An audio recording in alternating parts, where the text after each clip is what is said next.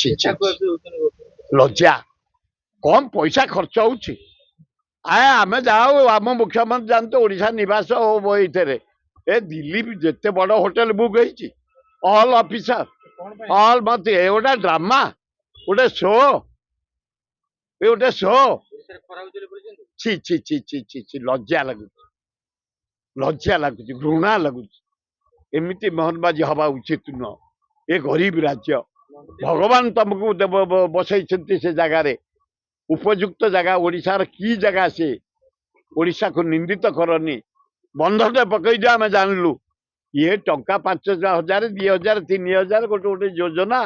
ଏ 33-40 ଟଙ୍କା ସୁଭଦ୍ରା ଯୋଜନା ଏଇଆକୁ ଆମକୁ ଦେଖଉଛ ଲଜ୍ଜା ହେଇପାରେ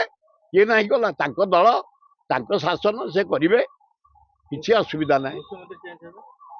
ମୁଁ କହିପାରିବିନି କାହିଁକି ମୁଖ୍ୟମନ୍ତ୍ରୀ ଚେଞ୍ଜ ହେବେ କଣ ପାଇଁ କଣ ପାଇଁ କାହିଁକି ଚେଞ୍ଜ ହେବେ ଗୋଟା ନିରୀହ ଲୋକଟା ଆରେ ସେ କାମ କଣ କରିବ ତମେ ଉପରେ ସେ ଆମର ଯୋଉ ଅଛନ୍ତି ସାମଲ ସଭାପତି ସେ ଗୋଟେ ମୁଖ୍ୟମନ୍ତ୍ରୀ ଗୋଟାଏ ଆହୁରି ଆମର ଏମପି ଅଛନ୍ତି ମୁଖ୍ୟମନ୍ତ୍ରୀ ଷଡଙ୍ଗୀ ସେ ବି ଗୋଟେ ମୁଖ୍ୟମନ୍ତ୍ରୀ